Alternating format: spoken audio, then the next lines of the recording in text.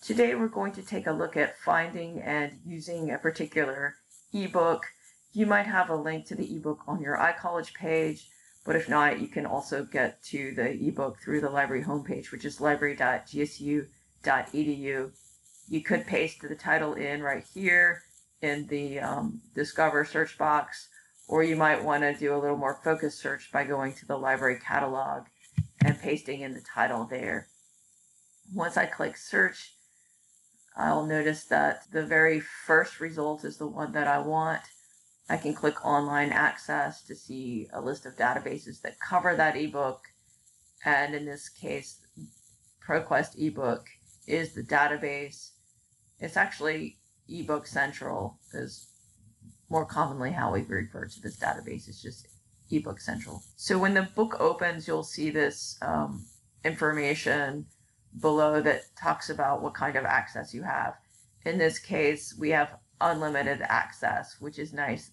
What this means is that any number of students can open the book and read it at the same time. However, it's not 100% unlimited in the sense that there's some limits to how much you can download. Like it tells you here, you get 93 pages for this book to download. And if you do this, download a PDF chapter or up to 93 pages, you get a PDF you can keep forever. If you click anything that says download this book, it won't give you the whole book as a PDF. It's going to prompt you to install Adobe Digital Editions.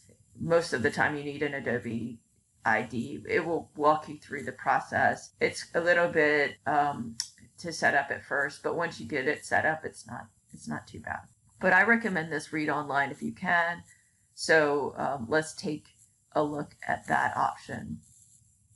You can just scroll down and start reading, and you can just download a PDF chapter from here, which is really, really nice to have the option to do it from here. So let's just take a look at that. For chapter 5, if I want to download these PDF, I can just say download. My PDF's ready to download, and I'm going to tell it to save the file, and it's that simple. There it is. I've done a few already actually, and it's in my downloads. So I can just click in there and get the whole PDF. Very convenient. You can click on the left. So I could click into any of these to read it, or I can click read online on the left, and it pulls up the book. So you could scroll through the pages. It looks like these are links over here, but like I'm clicking this and it's not really opening. It opened the annotation, but it won't open the chapter. So just go to the left if you want to open a particular chapter and click the chapter that way, or click the arrow to see more details about where you might want to be in that chapter. Also up to your right, it shows up on page 131 of 464. So you can click through the pages that way if you like, if you prefer that rather than scrolling. I can also bookmark this chapter.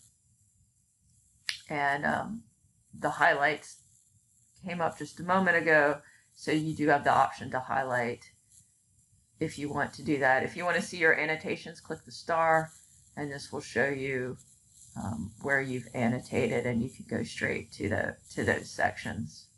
Maybe I should pick a different one so you can see. There we go. I'm going to scroll up here to click off of my annotations,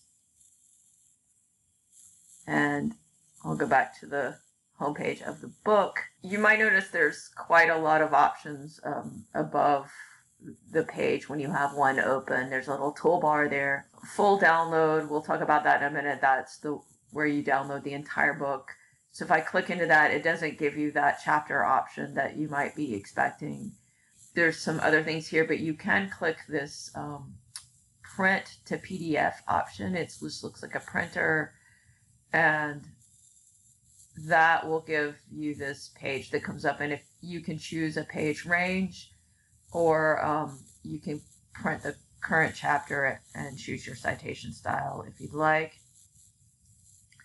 I'm not actually printing. I'm saving a PDF, which I can then save or open if I'd like. Since I've started annotating this book, it's automatically saved to my bookshelf. And you can go into your bookshelf to see all of the things you have saved there. And you can also create folders if you want to organize your books. And then it's really nice to sort of click in there. Let's go back to the book in case you do want to download this book to read it offline or whatnot. So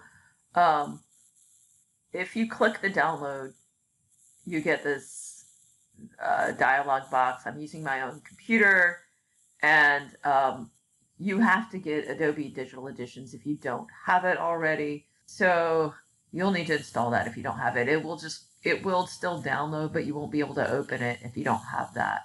So I've already done it, and you get to choose your download format, and you get to choose a checkout period, and then download your book. And I'm going to tell it to open with Adobe Digital Editions.